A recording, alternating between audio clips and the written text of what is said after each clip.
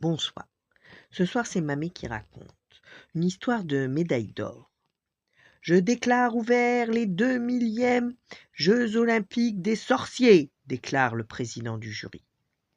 Le plus jeune des concurrents, Jules, est mort de trac. Ses adversaires sont nombreux. Ils viennent de tous les pays et leurs pouvoirs sont mondialement réputés. C'est qui ce Minus ricane-t-il derrière son dos. Mais lui ne les écoute pas. Il se concentre pour la première épreuve, la course de balai. Ça y est, c'est parti. Tous les concurrents décollent. Le jeune Jules est en tête, hurle le commentateur. C'est incroyable, quelle technique, quel style.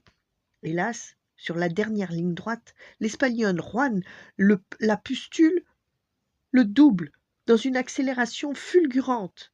Deuxième, ce n'est pas si mal, se dit Jules, qui commence à avoir confiance en lui. Mesdames et messieurs, vous devez maintenant concocter un filtre d'amour que vous testerez sur un spectateur. À vos marmites!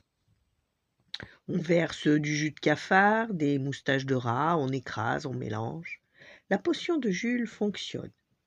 Et elle fonctionne si bien qu'une jeune fille très timide lui dit un poème en rougissant.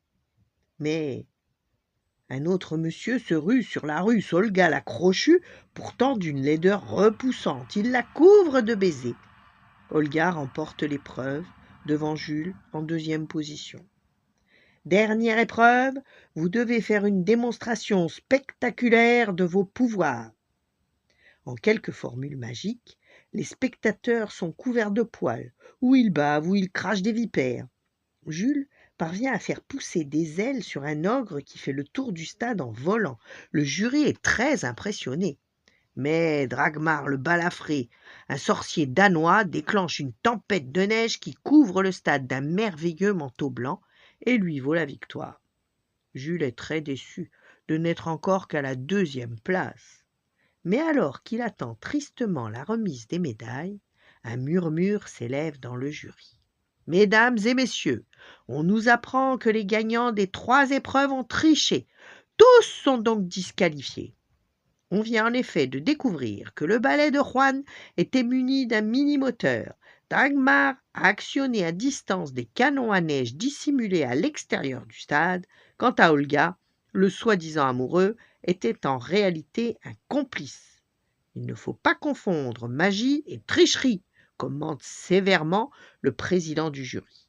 Et les 3 médailles d'or reviennent donc au vrai gagnant des 3 épreuves, notre plus jeune sorcier, Jules. Voilà. Bonne nuit, faites de beaux rêves et à demain.